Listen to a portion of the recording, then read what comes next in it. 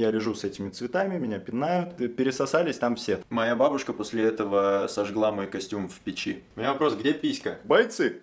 Это что это происходит? Бонжорно, с вами Приличный Виктор, и сегодня будут истории из школы. Мои истории из моей школы. А ты свои истории можешь в комментах написать. Почему я снимаю видик с историями? Потому что я вспомнил о таком формате. Помните вот этот видос? Там я рассказываю, почему я нассал в пакет и как мне это помогло помириться с девушкой. Мне кажется, с другой стороны все-таки. Ну, вот тогда вот тут это. Вводная часть. Я из Сибири, и, соответственно, в школе я учился тоже в Сибирской. Я из города Нижневартовска. Там холодно, там мало населения, этому городу 35 лет. Там по улицам бегают медведи. Рили? Нижневартовск на Оби, ты мне мозги не еби. Это наш гимн, блядь. Если тебе, браток, не хочется смотреть все видео подряд или надоела конкретно нынешняя история, то ты можешь перейти просто по тайм-коду на интересующее тебя. Название я постарался делать не просто кликбейтными, а действительно отражающими суть. А в школе была какая-нибудь учительница, которая тебе нравилась? Учительница, которая нравилась, типа первая милфа, да? Знаешь, была такая учительница, которая была школьной милфой, то есть ей 25, может быть, было, но тогда она воспринималась тетей. Но не сказать, что она была прям пиздец красивая, она была просто молодая, и нам этого было достаточно. Типа, когда у тебя все преподы, ну, старые, и тут есть молодой... Была одна тетка по математике, она у нас преподавала буквально полгода. Господь, типа, она такая милая была, какая-то хорошая. Вот та училка. Милфа, я не знаю, как это назвать. Пожалуйста. Ее звали, вот как мозг запоминает, Юлия Владимировна. Не могу сейчас сказать, что она красотя прям неописуемая, но она была добрая, она была забавная, и вот видите, как все облепили. И такие типа, да, мы будем учить математику, и я стою как будто такой типа, а я вообще лет на 10 старше, чем кажусь сейчас, смотрите, я в пиджаке. И, сука, и все нахер начали учить математику, даже самые тупые или чуваки максимально настроенные на то, чтобы закончить все с тройками и не учиться, они изучали математику в эти полгода как никто. Серьезно, потому что, ну, лапочка-училка. Но она потом ушла, и к нам вернулась наша. Это к слову о том, что я знал, как у меня все будет на лице расти. Вы посмотрите, ну такое нельзя предугадать. Ну правда же, ну. Все так. И сейчас. Ну, сейчас я побрился, конечно, но мне кажется, выгляжу я плюс-минус так же. Один мой одноклассник, отличник, красавчик, он реально был умный. Я рассказывал про него в дневнике. Роман, здорово. С чувством юмора у него все было нормально. Он был из богатой семьи. Там типа его сестра уже в те года училась в Англии. Прикинь? Вообще, мы в Нижневартовске, она в Англии. Там... И красотка тоже была пиздец. Ну и, конечно, да, он нравился девушке, которая нравилась мне. Короче, все с ним норм. Он типа учится, не зубрила, не из тех людей, которые... А вы забыли нам задать домашку. Нет, просто тоже такой мужиком, короче, он чалился в школе. В общем, он однажды в машину препода по музыке проник и насрал. Ничего не предвещало беды. И мы такие, ну, то есть мы все охуели, и мы, Рома, какого хуя, ты, блин, отличник, ты, ну, типа, все у тебя норм, зачем это делать? Вот, а Виктор Семенович ему тройку вроде поставил. У нас был препод по музыке, Виктор Семенович. Вот он подвергался тоже вот этому школьному доебу от учеников. Непонятно почему. Вероятно, у меня есть предположение, что там работала какая-то извращенная версия эдипового комплекса, потому что это был один из 3 преподавателей мужчин в школе. Ну, естественно, трудовик, физрук и вот учитель музыки. Потом еще ОБЖшник появился, но его быстро уволили за пьянку с учениками. Но самый приколдес в том, короче, мой старший брат, он учился в той же школе, ну, получается, на 14 лет раньше. Произошло следующее. У Виктора Семеновича была копейка. А у школы было крыльцо, которое стояло на вот таких 2 балках, которые буквой В. И вот здесь вот эта перегородка. Ну и, соответственно, там 3 лесенки вниз. Все, чинно, блинно, благородно. В общем, мой брат со своими корешами взяли эту копейку и затащили на это крыльцо и поставили между этими балками в форме буквы В. И как он тачку-то доставал? Хуй его знает, это ж мой брат сделал. Ну, типа, вероятно, он нашел каких-нибудь мужиков, того же физрука, да, трудовика и ОБЖшника. Смотри, как раз и он 4, все стакается. И они оттащили. Классический день рождения школьников. Смотрите, парни играют в 3-х героев. Там, если присмотреться, да, видно, что третий герой. А девочки и еще ряд парней играют с собакой, которую мне только что подарили. И в тот же вечер я узнал, что такое месячный. Потому что вдруг моя собака стала истекать кровью. Вы понимаете, я думал, все, я сломал собаку, типа, кто ее пырнул ножом. И все парни в панике бегали, суета максимальная. Но девочки сидели и такие, мы кое-что знаем, говорили они. Блин, кстати, вот трудовик наш, его звали Асхат Талгатыч. И у него один глаз был косой. Он типа смотрел в сторону. И было нихуя непонятно, на кого он смотрит. Он еще нас всех бойцами называл. И мы сидим, значит, в охуеннейшем кабинете труда. Реально обожал его. Я был бригадиром. Вообще. Он иногда поднимал голову. И знаете, как зовут этого актера? Крамеров. Да, который вот так вот, типа его классическое, понял, лицо, и немножко глаза раскосы. Вот, и Асхат Талгатыч тоже вот так вот поднимал голову и говорил, так, и типа у него глаза в разные стороны, и все такие, сука, на кого он смотрит? Бойцы! Это что это происходит? Вот, а он-то не знал, а в это время у нас в школе боец, это считалось, ну, типа, оскорблением. Мы сидели всегда на уроке, и он такой, бойцы, и мы такие... Типа, чел, не знаешь ты, как унижаешь нас. Вдруг он знал. А вдруг это он вообще начал все это дело? Да, я на каком-то школьном празднике играл в черта. И, короче, моя бабушка после этого сожгла мой костюм в печи. Ну, хорошо, хоть она успела его с меня снять. Поэтому на следующий год я был Зорро. Что там у нас еще было? ОБЖшник как-то нам задал одну из самых странных задач за время моего обучения в школе. Он говорит, вы в лесу, и вам нужно собрать воду пресную. Ну, дождь там пойдет, или, я не знаю, с болота ты смог нацедить. Вот, типа, во что ты это будешь делать? Типа, сидит класс, перебираем варианты, там, найти папоротник, выложить папоротником, или, не знаю, лопух. В общем, никто не ответил правильно, мы его спрашиваем, так и что же? Консервная банка. Мы говорим, какая нахер консервная банка? Мы в лесу. Он говорит, в лесу вы всегда найдете консервную банку. И только по прошествии многих лет я начинаю думать, а не была ли это истина, подаваемая через пост-иронию, когда он намекал нам на загрязнение окружающей среды. Но вряд ли, да. Там ребенок лук жует. Жует лук, это нормально вообще? Блин, вообще все стильные, такие классные молодые чуваки.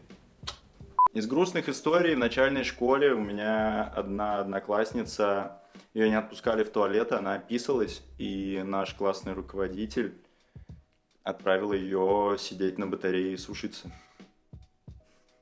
Серьезно. И она сидела и сушилась весь урок и всю перемену. Это что за пиздец? Блин, и с ней же связана другая история. Короче, мы играли во время перемены, и, ну, в момент каких-то пятнашек или еще что-то, она отходила назад и сломала каблук. До меня только сейчас доперло, нахуй она в младшей школе, в младших классах на каблуках ходила. Типа у нее реально вот такие каблуки были. Ирина, ответь на вопрос, зачем ты ходила на каблуках? Неинтересная фотография очередного праздника школьного. Здесь есть хоть кто-нибудь, кто обожал школьные праздники, когда вот это вот все? Вы отправляетесь в далекое плавание. Как-то в школьные времена меня обокрали цыгане, окружив на лошадях. Мы гуляли после школы с моим товарищем. В общем, на пересечении одних из центральных улиц нас окружают, я уж не помню, 3 или 4 цыганят, которые были чуть постарше нас, на лошадях, зажимают вот так в квадрат. Заходит один и просто, ну, такой, типа, немного ударяя по дыхе, там, говорит, ну что, это доставайте все. У меня были эти часы Монтана, понял, какие? Ну, вот эти, которые все хотели несколько лет назад. Электронные часы первые, металлические, такие, с кнопочками. Не сильно кекизная история, ну, это ж не особо смешно. Меня обокрали цыгане. Это самое, типа, начало, капец, интересное. Угу. Интересное начало, сухонький конец. Надеюсь, про меня так не будут говорить. Эта фотография подтверждает, что я отличный танцор. Как, собственно, это же и подтверждает Ирина Мадарах, которая указывает на меня своим перстом. Мол, гляньте, как Витя может. И как Александр на заднем фоне удивляется, как же это Витя так отплясывает. Хотя ему скоро 31, и он будет безработным. Блин, была еще одна дико красивая атмосферная штука. В общем, из-за обилия снега зимой и из-за болотистой местности по весне, когда все эти сугробы таяли, вода, ну, не уходила в большинстве своем, то есть она оставалась надолго. И вокруг школы у нас был такой палисадник, в котором просто формировалось озерцо. То есть, прикинь, стоят деревья, ну, достаточно редко, там, не знаю, на расстоянии 3, может быть, метров друг от друга.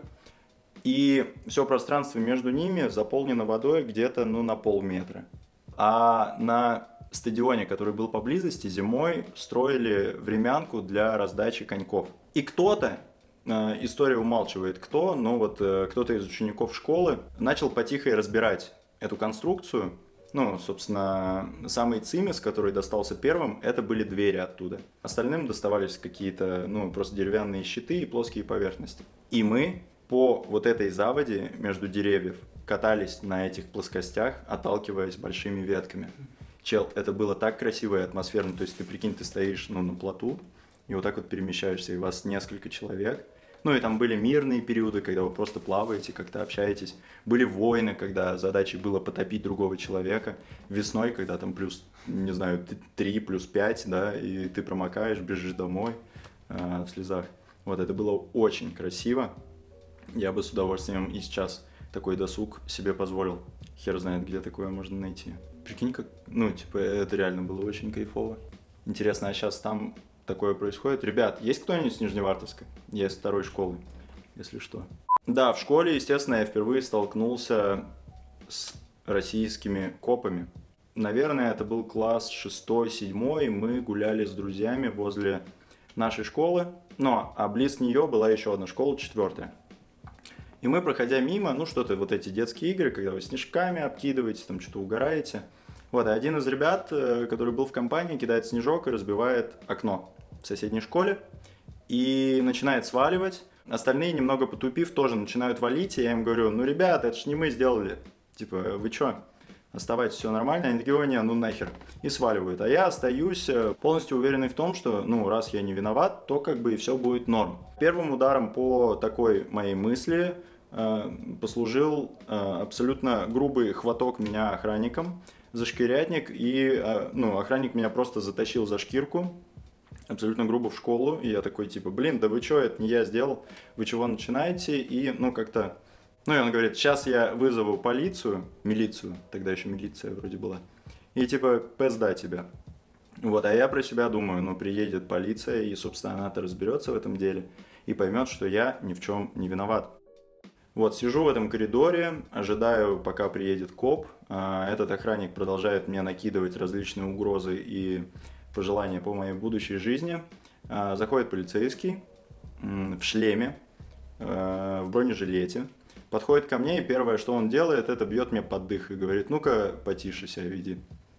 В тот момент, мне кажется, мой хрустальный мир начал рушиться.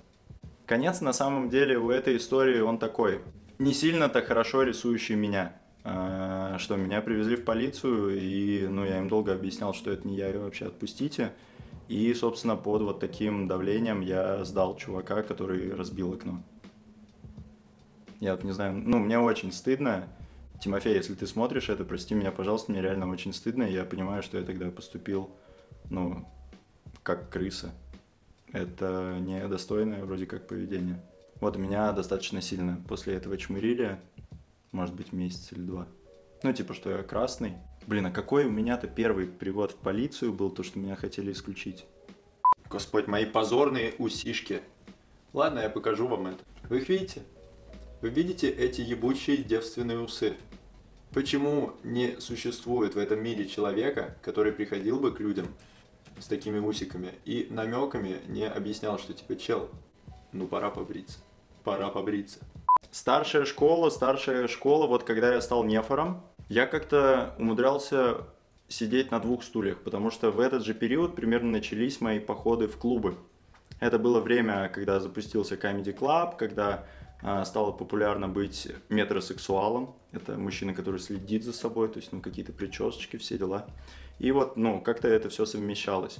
И по вечерам мы реально как ребятки из каких-то скетчей собирались в клуб, мы врубали MTV, там играла какая-то музыка, и мы такие, там что-то намазаться, такие, вот сегодня точно все будет ништяк, сегодня все будет круто. И приходили в эти клубы, если нас пускали, естественно, у нас был поддельный паспорт, еще какая-то история, там было 3 клуба, в один было попасть, максимально лухари, если ты туда приходишь, то там прям взрослые, но там же можно было в легкую отхватить пиздюлей.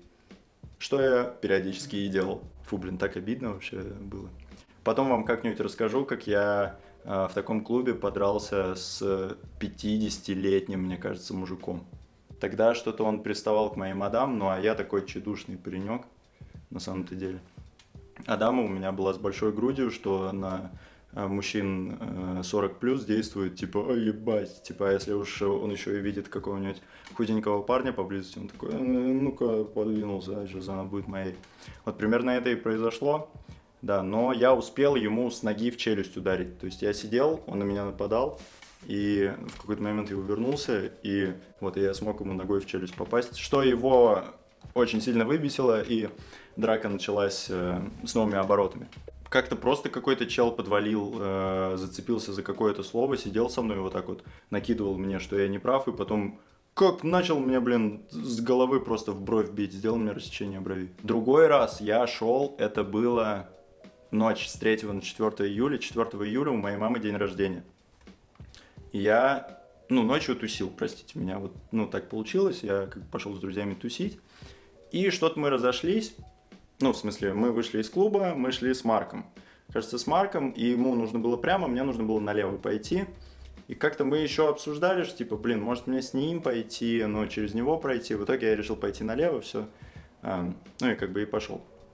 А я шел с цветами. Я зашел в цветочный, купить маме цветы, что я вот сейчас приду домой.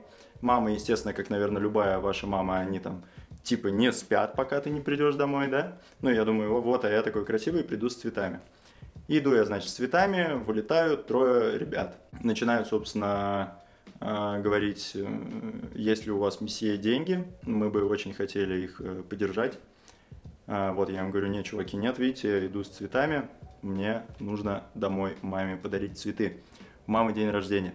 Я им, конечно, пиздел, у меня было с собой 100 рублей, у меня оставалось 100 рублей. Я им не отдаю эти деньги, в какой-то момент происходит классическая история, то есть на меня сзади напрыгивает один из типов с захватом, да, в треугольник он, скорее всего, меня зажал. Тот, который стоял спереди, бьет мне под дых, я падаю, они меня пинают несколько секунд, я думаю, тогда казалось, что минут.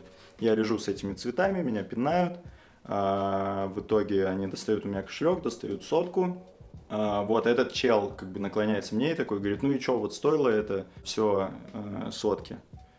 Они начинают уходить, и тут, серьезно, я не знаю, я себя почувствовал в каком-то фильме, я такой, чел, типа, подожди, он поворачивается, я говорю, вот у моей мамы день рождения, я шел ей цветы дарить, и вот то, что вы сделали, это стоит той 100, которую вы забрали? Я был готов к тому, что они меня после этого еще раз отпиздят, потому что, хули, типа, я еще пьяный был, мне вообще, Вот, и он сказал классическую тоже фразу, жизнь такая, не мы такие. И ушел. Я так надеялся на хэппи-энд, я думал, он вернет тебе 100. Хэппи-энд! Нет. Нет, я пришел домой, порадовал маму разбитым еблетом, синяками по телу и сломанным цветочком. Вот. Такая хуйня. Конечно же, я скейтер. Спойлер, нет. Вот я один раз на этом розовом ублюдочном скейте проехался, разъебал себе все и подумал, какое глупое занятие. Лучше я продолжу кататься на коньках. Там ты хотя бы падаешь, и даже если ты ушибся, ты себе хотя бы не стесал полруки.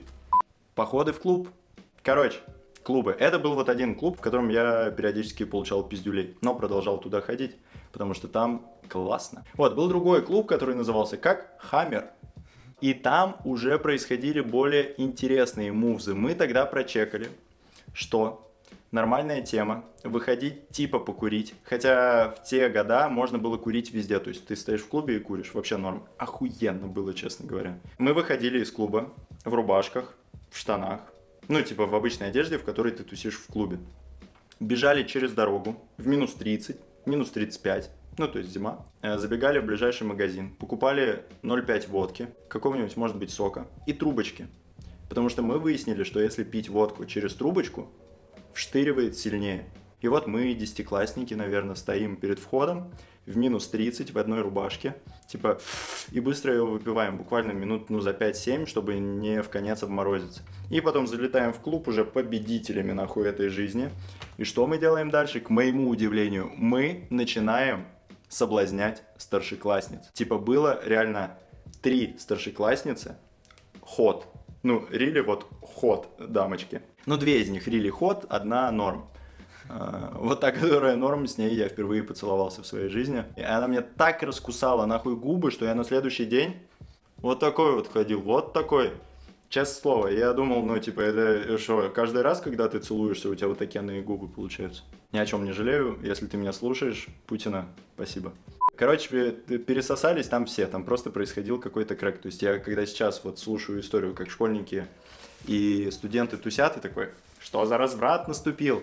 А вот только сейчас я вспомнил, какой нахуй мы разврат творили. То есть, мы не трахались. Я лишился девственности, 17 лет со своей девушкой. Но, если бы у меня была возможность, поверьте мне, я бы только и делал там, что ебался в этой старшей школе, да на первых курсах. Типа, там реально происходили, вечеринки, кто, с большим количеством человек пересосется. Там происходил какой-то, сука, круговорот. И что, и в понедельник мы приходим в школу, и все здороваемся, и типа такие, привет, классно потусили. Моя фотография для поездки в Таиланд. Или куда там. Хотя за такое банят, да? Как Ютубу доказать, что это я? И я сам выкладываю. У меня вопрос, где писька? Типа я между ног зажал или что? Она в какой момент у меня появилась-то вообще? Такие истории, давайте пока на этом закончим. Я думаю, я продолжу этот формат, потому что истории еще уйма. Следующий видео, скорее всего, будет о том, как я заканчивал школу, вот про последние 3-4 месяца, потому что у меня есть записи, видеозаписи моего последнего звонка, выпускного. И там в целом сконцентрировано достаточно много историй, которые связаны и с ЕГЭ, и с какими-то попойками, и с драками, и с одноклассниками, и с тем, как вообще жизнь всех раскидала. Если тебе понравилось, поставь, пожалуйста, лайк. Если не понравилось, ставь дизлайк. Пиши в комментах, какая история тебе зашла больше всего. Да и в целом отдушину найди в моих комментах. Черкани, как сейчас в школе. Все так же или как-то поменялось? Все, полетел. Оставайтесь хорошими людьми, не курите спайс. Покеда. Смотрите, я уже пробовал себя как влогер.